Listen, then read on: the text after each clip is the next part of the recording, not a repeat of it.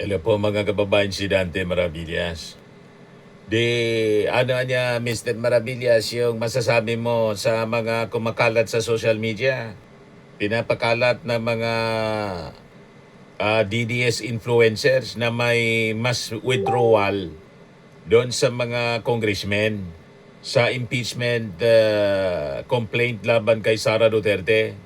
Wala man pong mas withdrawal. Ang mayroon po at malakas na malakas, mas deception. Panlilin lang. Puro fake news, mga kababayan. Yung mga yung mga DDS influencer po, nagagamit na pati bulang kristal. Sa bagay, si Sara, pati kulam. Ano ba, sabi ni Sara, kinukulam daw siya. Umabot na niya yung Marcos administration sa kulam, sabi ni Sara. Naalala ninyo yung presko ni Sara na kinukulam daw siya, oh. Kami nag-attend ng isang graduation. Truthfully, I wasn't feeling well. Kasi kinukulam nila ako. Umabot na sa kulam po. Kwentong kulam. Andiyan na sila, umabot na sila sa kulam. Nagsama-sama na silang lahat. Kinukulam pa nila ako. Ganon kalala ang tama. Pati ng kanyang mga influencers, mga kababayan, gumagamit na ng bulang kristal. Para lang makapanglinlang. O yan o, si Kipicho. Ano sabi sa post niya, mga kababayan?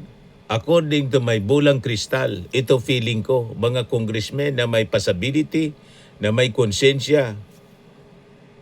Di ko sila kilala, pero nakita ko sila sa tubig ang pangalan.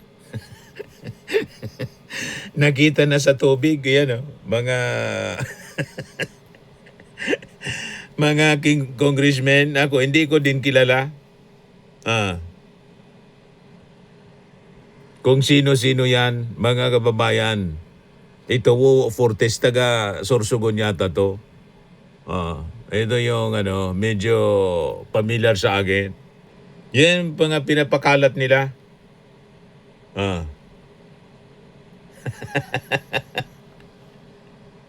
Gumagamit na po ng bulang kristal. Kaya sabi po ni Bako Bicol Saro, Party List Representative Terry Ridon. Yung listahan niya ng mga congressmen withdrawing impeachment support bears fake name. Mga pekian niya yung mga pangalan. So sabi ni Terry Ridon, if the lawmakers' alleged withdrawal of support is true, why was one of the lawmakers mentioned named Bier Rodriguez? Ito, Bier Rodriguez, number 8, Pinos ni Kipicho. Bakit niya yung pangalan ng isa sa mga lawmakers, Bier Rodriguez? But if the withdrawal is true, I have one question. Is there a congressman named Bier Rodriguez? None, sabi niya. Wala man niya. Nagpapaniwala ka talaga dito sa mga pinapakalat na mga DDS influencer. Talagang may na kang nilalang. Alam natin na sila po ay mga fake news peddlers, mga mapanlin lang, mga sinungaling. Pag naniwala ka pa sa kanila, talagang may na kang nilalang. Wala man niya sa lista ng mga congressmen may pangalan na Bier Rodriguez. Sabi yan ni Terry Ridon. Siyempre, may lista sila kung sino yung mga pangalan ng mga congressmen. Several pro-Duterte bloggers and the family's supporters have released a list of 15 House of Representatives lawmakers who no longer support daw the impeachment bid, including members of the Committee on Justice. While several of the names referred to actual lawmakers. 8 on the list, sabi po, is a certain Bier Rodriguez.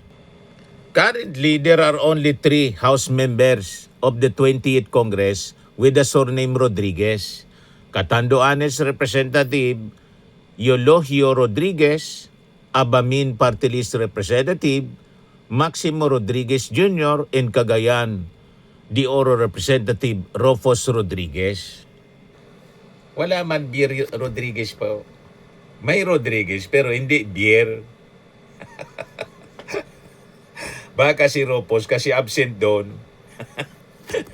Pero yung 55 members na gano doon sa sesyon, mga kababayan, kahapon, kanina lang, yung naging boto po, 55, 0, 55 members ng Justice Committee. Lahat unanimous, lahat bumoto sa impeachment report, mga kababayan. Walang kumontra. 0 nga. So sabi dito sa report, claims of withdrawal of support from the impeachment bid came after the April 29 hearing, where the House Committee on Justice found probable cause to impeach Duterte. Kaya sabi ni Terry Ridon, fake anya. Nagpakalat na naman po ng mga fake news yung mga DDS influencers. Massive. Kaya sabi ko sa inyo, walang mass withdrawal. Ang mayroon po, massive deception. Or mass deception, mga kababayan, hindi mass withdrawal. Di ba? Unanimous, wala pong tumutol sa mga members ng Justice Committee. Walang dissent, walang umatras, walang bumaliktad. Kasi kung may mass withdrawal po, bakit ni isa walang bumotong no? O kahit man lang abstention, wala. Unanimous talaga. O ngayon, ito yung mas matindi sa listahan, mga kababayan. Ang ilan doon sa inilagay sa listahan ng mga DDS influencers, mga members mismo ng Justice Committee. Yan si Mauricio Dumugan, Emerson Pascual, Ana Victoria Biloso Tuason, Hil Acosta, Jose Alvarez. Sila po mismo, mga kababayan, may boto. Sila may kasama sa deliberasyon. Kasama sila, mga kababayan, sa unanimous decision. So with that, malinaw po na hindi totoo ang mga pinapakalat na may mass withdrawal na nangyari. Wala po. Hindi po umiina, bottom line. Hindi po umiina ang impeachment. Hindi po bumabagsak yung suporta. Malinaw na 55-0 yung boto. Buong-buo, mga kababayan, solid yung Committee on Justice. Matibay kasi po yung ebidensya. So ano ito, Mr. Maravillas, na mga kumakalat na lista? Ang tawag dyan, mga kababayan, scripted perception warfare ng mga DDS influencers. Siyempre, ang kompas niyan, mula mismo sa kampo ng Duterte. Saan man ba galing? Malinaw na malinaw yun, mga kababayan. So malinaw na malinaw ang fake news. Hindi po, mga kababayan, fake yung boto. Ang fake, yung kwento ng mass withdrawal. Tama pa. O ngayon, sa Senado, kanya-kanya ng reaksyon. Ininga ng mainstream media ng reaksyon yung mga senador. Sabi ni Senate President Tito Sen na nagsabi, forthwith, i-convene yung Senado as an impeachment court. Sabi niya, Sara Duterte not compelled niya but should attend impeachment trial, sabi po ni Tito Sen. Ngayon, si Amy Marcos nagpakalat na naman ng intriga, siyempre. Kampo ng Duterte. Ito, pakinggan natin yung sinasabi ni Amy Marcos.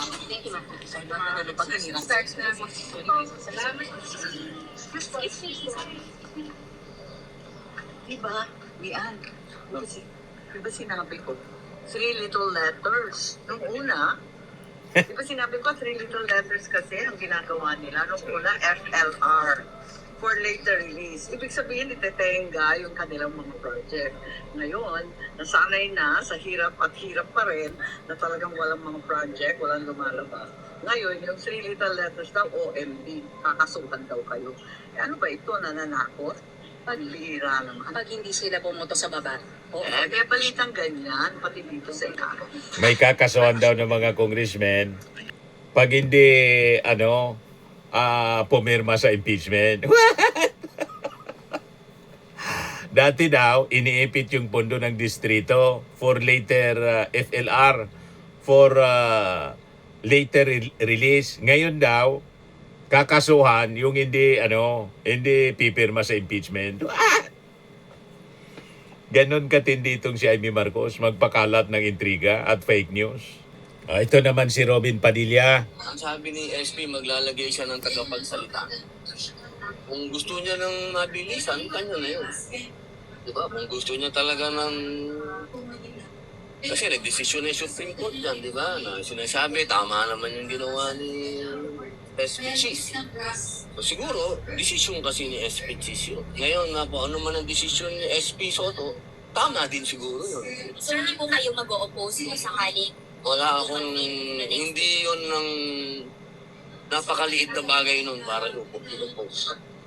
no opposition coming from the minority if ever umakyat ang impeachment dito? Napag-usapan niyo yan, sir, sa minority? Walang mag-o-oppose?